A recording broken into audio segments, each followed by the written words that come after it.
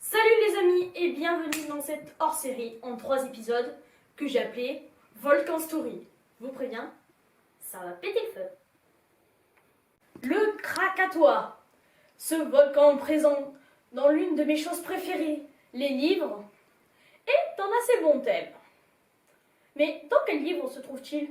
Eh bien, dans Les 21 ballons de William Penn Dubois, mais aussi dans une BD où l'éruption ne se passe pas vraiment comme je vais la décrire, mais qui reste très présente. Eh bien, dans quelle BD? Dans La jeunesse de Picsou, chapitre 3 bis. Dans le premier chapitre du hors-série Volcan Story, j'ai choisi le Krakatoa, volcan indonésien, qui est bien actif, je vous le dis moi. En 1883, le Krakatoa fit entendre aux Indonésiens jusqu'à Batavia, et même beaucoup plus loin, à presque 5000 km du Krakatoa, le phénomène sonore le plus fort de l'histoire humaine. Cela a commencé le 27 août 1883 à 13h heure locale. Une violente explosion est entendue à plus de 50 km autour du volcan. Énorme! Mais ce n'est pas tout. À 14h, une autre, beaucoup plus forte, est entendue, suivie d'une pluie de cendres plongeant la région dans la nuit, et jusqu'à 17h, des détonations sans répit. Le lendemain, à 10h02, survint la plus puissante explosion de l'éruption. Elle avait une puissance de 13 000 bombes d'Hiroshima, ce qui a expulsé 10 à 20 km3 de matière d'air. Spectaculaire!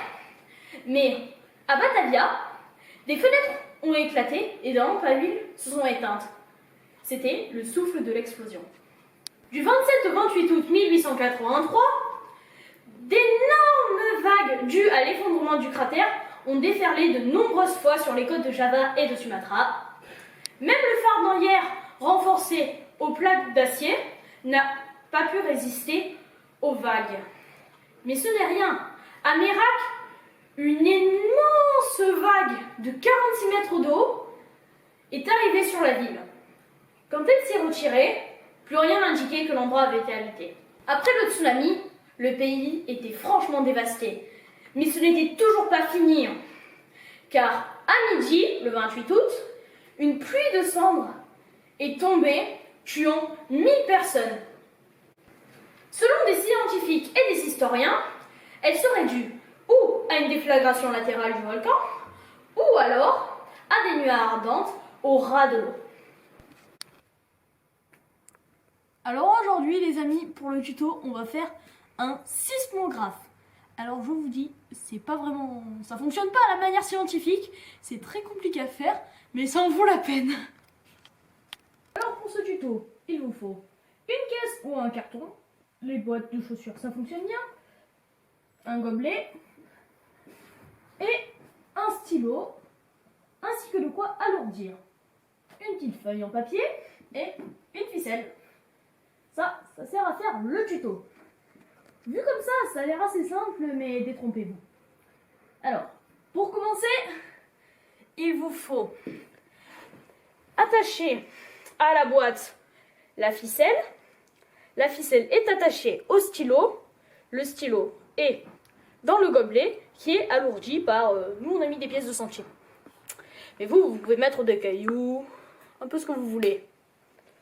Ensuite, posez la feuille. Alors, je vous préviens tout de suite, je vous conseille de faire de multiples essais. Parce que, avant de réussir à la poser correctement, c'est pas de la tarte. Bon, je remets la feuille. Alors, je vous dis immédiatement, ce n'est pas un appareil d'une précision extrêmement scientifique. Mais ça fonctionne plutôt bien.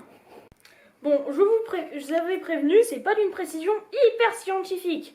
Hein? Après, ça peut aussi servir de machine à dessin. Hein? Deux volcans discutent. Le premier dit à l'autre: t'as pas arrêté de fumer, toi? Le volcan n'est-il pas source de destruction et de renaissance?